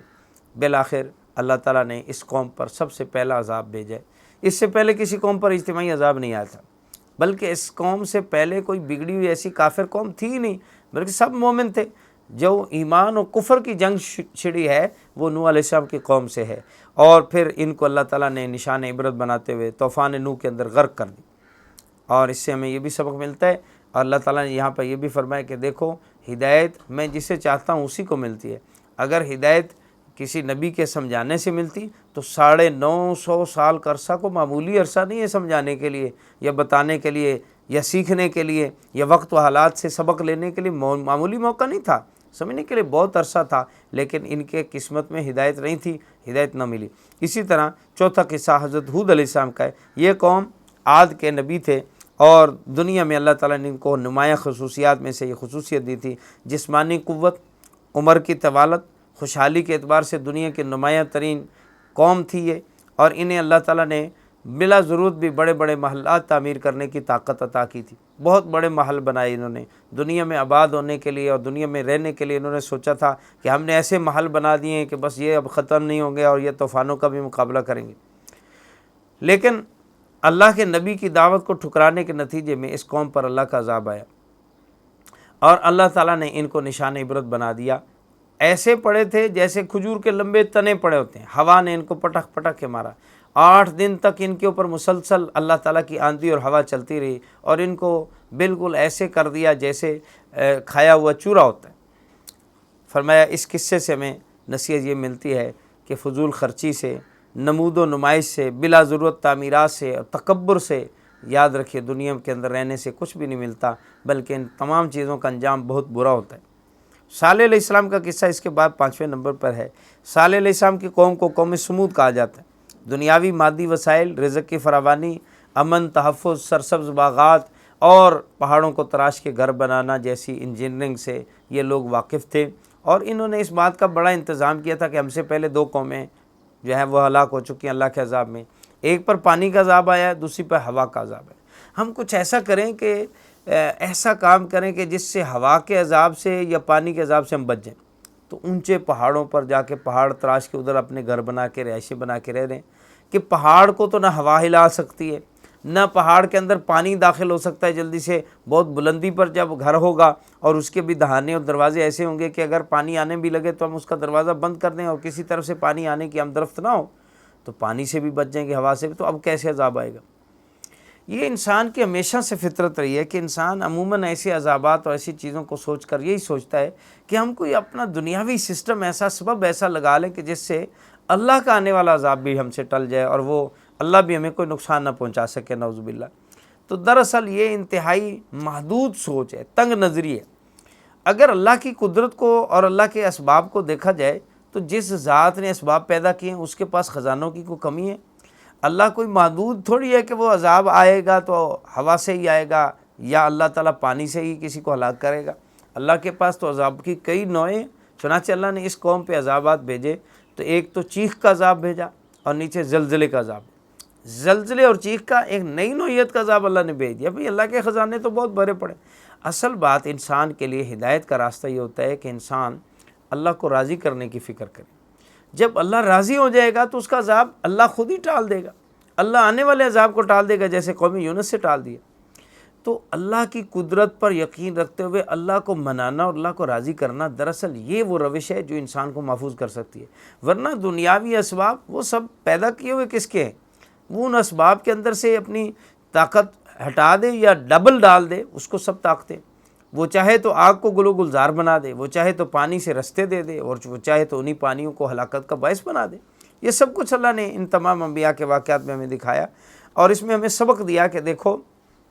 اللہ کی ناشکری اور اللہ سے مقابلہ کرنے کا انجام بہت برا ہوتا ہے۔ ہم اللہ کے مقابلے جوگے کچھ نہیں ہیں، لہٰذا ہمیں چاہیے کہ ہم اللہ تعالیٰ سے مقابلہ کرنے کی بجائے اللہ کی مان کر چلیں، اسی میں ہماری خیر ہے۔ اس کے بعد چھٹا قصہ اس صورت میں بیان ہوا ہے قوم لوط کا۔ حضرت لوط علیہ السلام کی قوم فسق و فجور، شہوت پرستی، بدکاری میں حد سے بڑھی ہوئی تھی، اور وہ ایک ایسا عمل کرتے تھے جو ان سے پہلے دنیا میں کسی نے نہیں کیا تھا، ہم جنس پرستی کا عمل،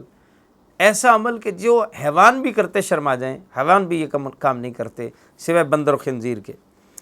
تو اس قوم نے اپنی بدکاری کو اتنا عروج بخشا، اتنے زیادہ یہ آگ سے آگے بڑھ گئے کہ اللہ کے نبی سے اس برائی کا ارتکاب کرنے کے حوالے سے مطالبہ کرنے لگتے کہ آپ ہمیں ایسا کرنے دیں۔ جیسے کہ فرشتے آتے ہیں تو فرشتوں کے آنے پر یہ کہتے ہیں کہ ان فرشتوں کو ہمارے حوالے کر دو۔ لوط علیہ السلام نے بہت سمجھایا کہ دیکھو مجھے ان کے معاملے میں رسوا نہ کرو، اور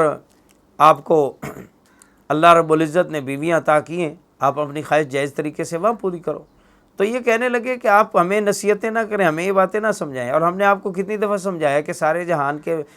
دکھ درد آپ اپنے ذمے میں نہ لیا کریں، اور سارے لوگوں کا آپ ٹھیکہ نہ لیا کریں، یہ لوگ اگر مہمان آ گئے تو ان کو ہمارے حوالے کریں۔ اتنی ڈٹھائی کے ساتھ یہ بات کہتے۔ اللہ تعالیٰ نے ان کی اس اصل میں شہوت رانی کی انتہا کو دکھانا تھا لوگوں کے سامنے، اور ان کو عبرت کا نشان بنانا تھا۔ یہ تو فرشتے تھے، چنانچہ فرشتوں نے کہا کہ اے لوط علیہ السلام، اب آپ کا کام پورا ہو گیا، ہم ان کے ساتھ اب نبڑ لیں گے، آپ تیاری کریں، راتوں رات آپ نے یہاں سے نکل جانا ہے، اور باقی قوم کو ہم ساری کی ساری قوم کو عبرت کا نشان بنانے کے لیے آئے ہیں۔ اور اس میں ہمارے لیے نصیحت ہے کہ جب کوئی قوم اپنی خواہشات نفسانی میں حد سے بہت آگے بڑھ جاتی ہے اور اللہ کے قوانین کو پامال اور اللہ کی حدود سے تجاوز کر جاتی ہے، تو ایسی قوم کو اللہ تعالیٰ انجام کے اعتبار سے عبرت کا نشان بنا دیتے۔ اس کے بعد ساتواں قصہ اس میں حضرت شعیب علیہ السلام کی قوم کا ہے۔ ان کی قوم کو بھی اللہ تعالیٰ نے مختلف انعامات اور نعمتوں سے نواز رکھا تھا، چنانچہ گھنے جنگلات، مختلف ثمر بار باغات، میٹھے پانی کے چشمے، تجارتی منڈیاں، یہ سب کچھ اللہ تعالیٰ نے اس قوم کو عطا کی۔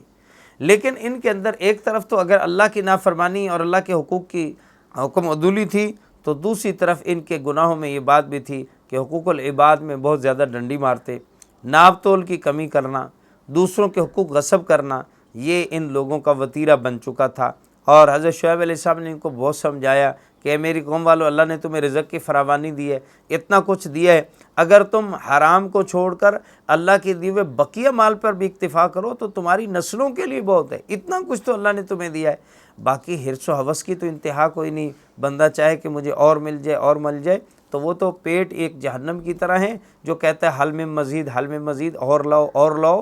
چاہے ایک آدمی کو اللہ کے نبی صلی اللہ علیہ وسلم فرمایا ایک وادی سونے کی بھری ہوئی بھی مل جائے تو وہ تمنا کرتا ہے کاش ایک اور وادی مل جائے۔ سونے کے مطلب وادی کہتے ہیں پہاڑوں کے درمیان کا حصہ، وہ بھی اگر سونے سے بھرا ہوا ملے تو اس پر بھی انسان بس نہیں کرتا یا اکتفا نہیں کرتا یا اس کا پیٹ بھر نہیں جاتا۔ لالچ حرص کی کوئی انتہا نہیں، چنانچہ ان لوگوں نے ایسے ہی کیا۔ جب سمجھانے کے باوجود یہ باز نہ آئے تو اللہ نے ان کو عذاب دینے کا فیصلہ کیا۔ کئی دن تک سخت گرمی رہی، لو چلتی رہی، یہ پیاسوں ایسے حلق ان کے کانٹے چبھنے والے ان کو آ گئے اور ان کے مویشی بھوکے مرنے لگے۔ تو بالآخر اس کے بعد اللہ رب العزت نے ان پر بادل بھیجا۔ اب چاہیے تو یہ تھا کہ ان گرمی کے دنوں میں اور اس تپتی لو میں توبہ کرتے، عاجزی اختیار کرتے، اللہ سے گڑ گڑاتے، توبہ کی طرف آتے، نہیں آئے، اسی طرح چلتے، صرف اپنی اس دکھ و درد کا ضرور چیخ و پکار کرتے، وویلا کرتے، لیکن اللہ کی طرف رجوع کرنے یا اللہ سے توبہ و معافی مانگنے کی طرف پھر بھی نہیں۔ ایک بادل چھا گیا اور یہ سمجھے کہ بس بادل آیا ہے، بارش ہوگی، چلو سارے اس میں نیچے جا کے جمع ہوتے ہیں اور بارش میں نہائیں گے، اتنے عرصے بعد ہمیں کوئی ٹھنڈا بادل اور پانی ہمیں نظر آ رہا ہے۔ ساری قوم اس بادل کے نیچے جمع ہو گئی۔ اللہ رب العزت نے اس بادل کا رنگ بدلا اور اس میں سے بجائے بارش برسنے کے آگ برسنا شروع ہو گئی، اور اللہ نے ساری قوم کو صفحہ ہستی سے مٹا دیا اور دکھا دیا کہ خواہش کے پجاری دیکھنے میں چیز کو دیکھتے ہیں کہ خواہش ان کی یہاں سے پوری ہوتی نظر آ رہی، جیسے انہوں نے بادل کو دیکھا، سمجھا یہ بادل ہمارے اوپر برسنے آیا، ہمیں بارش دے گا، امیدیں کیا لے کر آئے تھے اور نتیجہ کیا لے کر گئے کہ اللہ نے ان کو آگ برسا کے ہلاک و برباد کر دیا اور سبق دے دیا کہ حقوق العباد کو برباد کرنے والوں کا انجام ایسا ہوتا ہے۔ جو اللہ کے بندوں کو تنگ کرتے ہیں اللہ تعالیٰ ان کو ضرور اس طرح اپنی غضب کا نشان بنا دیتے۔ اس طرح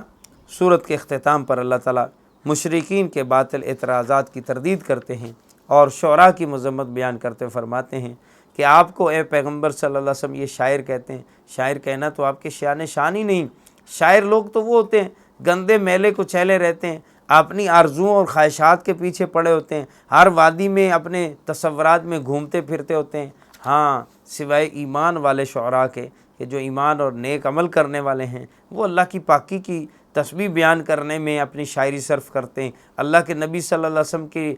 توصیف بیان کرنے میں اپنی شاعری صرف کرتے ہیں، وہ تو ایک طرف رہے۔ باقی عمومی شعراء کا مزاج عشق مجازی کا ہوتا ہے، یا وہ ایسی وادیوں میں گھومتے ہیں اور ناکارہ قسم کے لوگ ہوتے ہیں، کام کرنے والے نہیں ہوتے۔ جبکہ اللہ کے نبی صلی اللہ علیہ وسلم کے اوصاف تو دیکھو، آپ ہر بات کو عملی طور پہ کر کے دکھانے والے، آپ کا تو مدعا بھی یہی ہے کہ ساری دنیا کو ایک عمل پہ آپ لانا چاہتے ہیں، ہدایت کے راستے پہ لانا چاہتے ہیں اور حقیقت سے روشناس کرانا چاہتے ہیں۔ شاعر لوگ حقیقت پسند نہیں ہوتے، تصورات پسند ہوتے ہیں، ان کی ساری دنیا تصورات پہ کھڑی ہوتی ہے اور ان تصورات میں سے کچھ بھی خلاف ہو جائے تو ان کی ساری دنیا اجڑ جاتی۔ اس کے بعد اللہ تعالیٰ نے سورہ نمل کا یہاں سے ذکر کیا۔ سورہ نمل اصل میں چیونٹی کو کہتے ہیں، اور اس صورت میں بھی چونکہ چیونٹی کا ذکر آئے گا آیت نمبر 18 میں، تو اس وجہ سے صورت کا نام سورہ نمل ہے۔ اس کی خصوصیات میں یہ ہے کہ یہ تینوں صورتوں میں سے ایک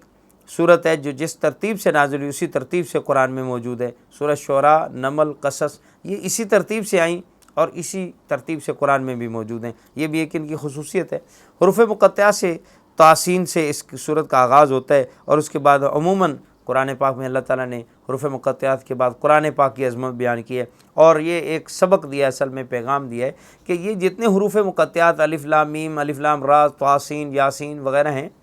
یہ اصل میں قرآن کا مٹیریل ہیں، یہی حروف ہیں جن سے سارا قرآن مرکب ہے اور بنا ہے۔ اللہ تعالیٰ اس کے ذریعے اصل میں چیلنج کرنا چاہتے ہیں کہ لوگوں، قرآن کا مٹیریل تمہارے پاس بھی یہ حروف موجود ہیں، اگر تم اس کو آسمانی اور رحمانی کتاب نہیں مانتے ہو، اللہ کی کلام نہیں مانتے ہو، تو مٹیریل ہم نے تمہیں دے دیا، اس سے تم بھی اس جیسی کتاب بنا لے ہو۔ کتاب نہیں بنا سکتے، 10 صورتیں نہیں، ایک چھوٹی سی صورت ہی بنا کے لے آؤ، اور اگر ایسا نہ کر سکو تو مان لو کہ یہ اللہ کی کلام ہے، یہ کسی انسان کی بنائی ہوئی کلام نہیں ہے۔ اور جب یہ اللہ کی کلام تمہارے پاس اللہ کا پیغام آ گیا ہے تو اب اس کے بارے میں شک نہ کرو، عمل کرو اور کام کرو۔ اور اس سلسلے میں اللہ تعالیٰ نے آل ایمان کو ہدایت دینے کے لیے انبیاء کے یہاں بھی وہی واقعات و قصص کو اجمالی طور پہ بیان کیا۔ حضرت موسیٰ علیہ السلام کا ذکر، صالح علیہ السلام کا اور لوط علیہ السلام کا مختصر سا ذکر کیا کہ انہوں نے قوم کو دعوت دی، قوم نے جھٹلایا، ان کو اللہ نے برباد کر دیا۔ اس کے بعد حضرت داؤد علیہ السلام، ان کے بیٹے حضرت سلیمان علیہ السلام کا قصہ کچھ تفصیل سے بیان ہوا کہ سلیمان علیہ السلام کو اللہ تعالیٰ نے انسانوں، جنوں، پرندوں تک کو ان کا سامنے مسخر کر کے ان پہ حکمرانی عطا کی، اور پرندوں تک کی زبان اور بولیاں جانتے تھے حضرت سلیمان علیہ السلام۔ ان کے حالات اللہ تعالیٰ نے ایسے ذکر کیے کچھ کہ جس سے پتہ چلتا ہے کہ سلیمان علیہ السلام کی حکومت کی ٹھاٹ باٹ کیا تھی۔ اس میں سے ایک واقعہ چیونٹی والا بھی ہے۔ حضرت سلیمان علیہ السلام اپنا لشکر لے کر ایک جگہ سے گزر رہے تھے، اور اس وادی کو وادی نمل کہا گیا، یعنی چیونٹیوں کی وادی، وہاں چیونٹیاں ہی چیونٹیاں کثرت سے رہتی تھیں۔ تو ایک چیونٹی وہاں آواز لگاتی ہے کہ چیونٹیوں اپنی بلوں میں گھس جاؤ، کہیں ایسا نہ ہو کہ سلیمان علیہ السلام کا لشکر تمہیں لاشعوری میں کچل دے۔ سلیمان علیہ السلام کو اللہ تعالیٰ نے یہ حکومت کا عجیب نرالا انداز دیا تھا کہ ان کی ہوا جاسوس تھی، اور ہوا کو آرڈر تھا کہ کوئی پرندہ، کوئی حیوانات، حشرات میں سے کوئی بھی میرا نام لے، میرا تذکرہ کرے تو اس کی خبر فوراً مجھے دو۔ ہوا نے جاسوسی کی، خبر پہنچائی، اور چیونٹی کی آواز تک ان کو پہنچا دی کہ یہ کہہ رہی ہے چیونٹی، ایک چیونٹی آپ کا یوں تذکرہ کر رہی ہے۔ سلیمان علیہ السلام مسکرائے، اللہ کی رحمت پر شکر ادا کی، اللہ تیرا کیا کرم ہے، ایک چیونٹی کی آواز بھی میں سمجھتا ہوں، اس کی بولی جانتا ہوں، اور اس کو میرے بارے میں پتہ ہے، میرے بارے میں وہ تذکرہ کر رہی ہے۔ مسکرائے، چیونٹی کو حاضر کیا، چیونٹی سے گفتگو ہوئی، حضرت سلیمان علیہ السلام کی چیونٹی سے گفتگو ہوئی، اور چیونٹی نے اپنے بارے میں کہا کہ بات یہ ہے کہ سلیمان علیہ السلام نے فرمایا تم نے ہمارے بارے میں کیا سمجھا، ہم تمہیں رون دیں گے، تو ہم کوئی ناانصافی کرنے والے؟ کہا جناب میں نے تو یہی کہا تھا کہ لاشعوری میں کہیں ایسا نہ ہو جائے، ہمیں پتہ ہے کہ ہمیں آپ روندنے والے نہیں ہیں اور ناحق آپ ظلم کرنے والے نہیں ہیں، آپ منصف ہیں، عادل ہیں، لیکن بات یہ ہے کہ آپ کو پتہ ہی نہ چلے نیچے چونٹی آ گئی تو آپ کو کیا پتہ۔ بہرحال اس کے بعد اللہ تعالیٰ نے ہدہد کے واقعہ کو ذکر کیا کہ سلیمان علیہ السلام نے اپنے درباریوں کی حاضری لی، پرندوں کی بھی حاضری بڑی سخت تھی، نظام بڑا مضبوط رکھا ہوا تھا سلیمان علیہ السلام نے۔ ہدہد کو غیب پایا تو فرمایا کہ کہاں ہیں ہدہد، میں کیا ہو گیا مجھے کہ میں ہدہد کو نہیں پاتا ہوں، اور جب وہ آئے تو اسے فوراً میرے پاس حاضر کرو، وہ اپنا عذر بیان کرے، اپنے غیب ہونے کی وجہ بتائے، ورنہ اسے ذبح کر دوں گا یا اس کو سخت سزا دوں گا۔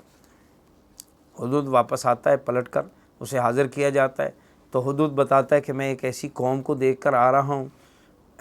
سبا کی قوم کو، کہ جو سورج کی پوجا کر رہے ہیں، عجیب بے وقوف لوگ ہیں۔ ہدہد بھی کہتا ہے کہ ایسے لوگ جو اللہ کے سوا کی عبادت و پوجا کرے وہ احمق ہے، وہ بے وقوف ہے۔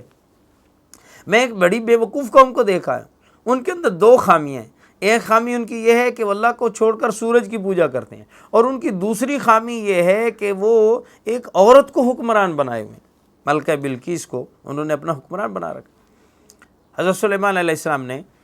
اسی ہدہد کے ہاتھ اپنا پیغام بھیجا اور کہا جاؤ یہ میرا پیغام لے کر جاؤ، اس سے پتہ چلے گا کہ واقعی تم سچے ہو یا نہیں، تمہارے بارے میں بھی پتہ چل جائے گا، اور اس کو میرا پیغام دو کہ فوراً میرا یہ حکم آرڈر پاتے ہی فوراً اطاعت گزار ہو کر میرے پاس آ جائے۔ یہ آرڈر پہنچتا ہے، وہاں سے ملکہ اپنے مددگاروں سے اس بارے میں مشورہ کرتی ہے، تو وہ کہتے ہیں کہ اب آپ جو آرڈر دیں، جنگ لڑنی ہے تو جنگ کے لیے ہم تیار ہیں، اور کوئی اور معاملہ ہے تو جیسے آپ کہیں۔ ملکہ کہتی ہے ہم دیکھتے ہیں اور آزماتے ہیں، ہم بہت سارے قیمتی تحفے تحائف ان کی طرف بھیجیں گے اور دیکھیں گے اگر انہوں نے تحفے ہمارے قبول کر لیے اور اس سے ان کا دل ٹھنڈا ہوا تو ہم سمجھیں گے کہ وہ ایک بادشاہ ہیں، اور اگر انہوں نے تحفوں کو قدر و منزلت نہ پائی اور ہمیں ہی اپنا اطاعت گزار بنانا چاہا تو ہم سمجھیں گے کہ وہ واقعی نبی ہیں۔ اس سے اس کی عقل کا پتہ چلتا ہے، وہ بڑی عقل مند تھی، دانا تھی، اس نے یہ فیصلہ کیا کہ اس کے ہاں دنیا کی زیادہ قدر و منزلت ہے یا ہماری اطاعت کی زیادہ قدر و منزلت ہے۔ چنانچہ حضرت سلیمان علیہ السلام نے اس کے تحفوں کو واپس کرتے ہوئے اس سے زیادہ قیمتی تحفے اس کی طرف بھیجے اور آرڈر جاری کیا کہ اب دیر نہ کرو، فوراً ہمارے پاس آ جاؤ۔ چنانچہ ان کو آنا پڑتا ہے، اور یہاں آ کر وہ سلیمان علیہ السلام کی عجیب و غریب حکومت کو دیکھ کر وہ اپنی حکومت کو بھول جاتی ہے۔ اور اس سے بھی بڑی بات کہ سلیمان علیہ السلام نے اس کے آنے سے پہلے اس کا تخت بھی منگوا لیا اور اس کے تخت میں تبدیلی کر کے کہا یہ تخت پہچانتی ہو؟ اس نے کہا ہاں یہ تو بالکل وہی لگتا ہے۔ سمجھ گئی تھی کہ یہ وہی ہے، لیکن انہوں نے اس میں کچھ تبدیلی کر دی ہے، بہت بڑا تخت تھا اس کا۔ تو اس تخت کا اچانک ایسے طور پہ آ جانا یہ ان کی حکومت کی اور بڑی ایک دلیل تھی جس سے وہ سمجھ گئی۔ بہرحال اللہ تعالیٰ نے اس کو بھی ایمان کی توفیق بخشی اور اس طرح وہ ملکہ بھی ایمان لے آتی ہے۔ اور سلیمان علیہ السلام کا اس طور پہ اللہ تعالیٰ کا ذکر کرنا دراصل یہ بتانا ہے کہ اللہ نبوت کو اور حکومت کو دونوں کو جمع بھی کر سکتے ہیں۔ ہر حکومت غلط نہیں ہے، اگر حکومت اللہ کی تابعداری والی ہو، جیسے کہ ساتھ نبوت بھی ملی ہوئی تھی، تو ایسی حکومت اللہ کی نعمت ہے۔ اور ایسی حکومت کہ جس حکومت کی وجہ سے آدمی اللہ سے دور ہو جائے اور اللہ رب العزت کی نافرمانی پہ اتر آئے، تکبر و غرور میں، گھمنڈ میں مبتلا ہو جائے، ایسی حکومت اللہ کا امتحان و آزمائش ہے۔ اس کے بعد اختصار کے ساتھ صالح علیہ السلام کا ذکر، لوط علیہ السلام کا ذکر اللہ نے کیا کہ صالح علیہ السلام کی قوم نے ان کی دعوت قبول نہیں کی اور دو حصوں میں بٹ گئے، کچھ مومن بنے کچھ کافر۔ پھر کافروں کے بڑے بڑے 9 سرغنہ تھے، بڑے لیڈر تھے، جنہوں نے آپس میں قسمیں کھائیں کہ ہم نے صالح علیہ السلام کو آج رات ختم کر دینا۔ اللہ نے راستے میں ان کو ہلاک کو برباد کر دیا، وہ صالح علیہ السلام تک نہ پہنچ سکے، اللہ کے عذاب کی گرفت میں آ گئے۔ پھر پوری قوم پر اللہ کا عذاب آیا اور اس طرح قوم صالح کو ختم کر دیا گیا۔ پھر لوط علیہ السلام کا ذکر جیسے پیچھے بھی گزر چکا کہ یہ قوم انتہائی زیادہ مستی میں، اندھیرے پن کا شکار ہو گئی تھی، شہوت پرستی میں ایسی ڈوبی کہ ان جیسی دنیا میں کوئی مثال نہیں ملتی جس طرح کی شہوت میں یہ مبتلا تھے۔ آخر میں بات یہ کہ بالکل وہی صورت تھی ان کی بھی کہ جیسے آج ہم دیکھ رہے ہیں ہمارے زمانے کے اندر کہ جو لوگ نیکی کی بات کرتے ہیں، حیا کی بات کرتے ہیں، پارسائی کی بات کرتے ہیں، ان کو سمجھا جاتا ہے یہ دقیانوس ہیں، یہ پرانے زمانے کے لوگ ہیں۔ ان کی قوم بھی حضرت لوط علیہ السلام کی باتوں کو ایسے سمجھ رہی تھی کہ اگر آپ بڑے پاکیزہ بنتے ہیں اور آپ نے بڑی پاکی رکھنی ہے کہ آپ نے کوئی غلط کام نہیں کرنا تو ہمارے شہر سے نکل جائیں، ہم تو اسی طرح رہیں گے۔ یہی معاملہ ہے جیسے آج ہمارے سامنے ہے کہ لوگ برائی کرنے والوں کو ترقی پسند کہتے ہیں، لوگ ان کو روشن خیال کہتے ہیں، اور یہ ایک پوری دنیا کے اندر ایک پراپوگنڈے کے ذریعے سے، شیطانیت کے ذریعے پھیلا دیا گیا اس بات کو کہ جو لوگ بھی حیا کی بات کریں، عفت کی پاک دامنی کی حیا کی بات کریں، نکاح کے ذریعے سے جائز خواہشات کو پورا کرنے کی بات کریں، وہ دقیانوس ہیں، پرانے لوگ ہیں، مذہبی دیوانے ہیں، فلاں ہیں فلاں ہیں، ان کے بارے میں اس طرح کا پراپوگنڈا کر دو۔ اور جو لوگ شہوت پرست ہیں، شہوت پرستی کو عروج دینا چاہتے ہیں، عورتوں کی آزادی کے نام سے عورتوں تک پہنچنے کی آزادی کی بات کرتے ہیں، ایسے دجالی تہذیب والے لوگوں کو روشن خیال ترقی پسند قرار دیا جاتا ہے۔ تو جب یہاں معاملہ اس بات پہ پہنچتا ہے اس قوم کے ساتھ کہ اس قوم کے اوپر اللہ رب العزت کا عذاب آتا ہے، یہ اللہ تعالیٰ ان کی قوم کو دکھاتے ہیں کہ یہ شہوت کے اس عروج پہ پہنچے ہوئے تھے کہ جبرائیل امین جب اپنے آپ کو ظاہر کر دیتے ہیں کہ میں فرشتہ ہوں حضرت لوط علیہ السلام کے سامنے، اور یہ ان کو لڑکا سمجھتے ہیں، ان کی طرف ہاتھ ڈالتے ہیں، تو حضرت جبرائیل علیہ السلام اپنا پر مارتے ہیں، جس کی وجہ سے ان کو قرآن میں لفظ استعمال کیا تمس، ان کے چہرے بالکل سپاٹ سیدھے ایسے کر دیے گئے جیسے بالکل سیدھی جلد ایسے ہوتی، چہرے سے آنکھیں ناک منہ سب مٹا کے ایسے ایک دم برابر کر دیے گئے۔ اور ان کی شہوت کا حال یہ تھا جو احادیث طیبہ میں اور تفاسیر میں بیان کیے گئے کہ ان کے چہرے جب مٹ گئے اللہ کے عذاب کی وجہ سے، تو یہ پھر بھی ہاتھوں سے ٹٹول ٹٹول کر یہ کہہ رہے تھے وہ لڑکے کہاں ہیں جن کے ساتھ ہم اپنی خواہش پورا کرنا چاہتے ہیں۔ یعنی شہوت میں بدمستی میں اتنے آگے جا چکے کہ اللہ کے عذاب کا تھپڑ پڑا،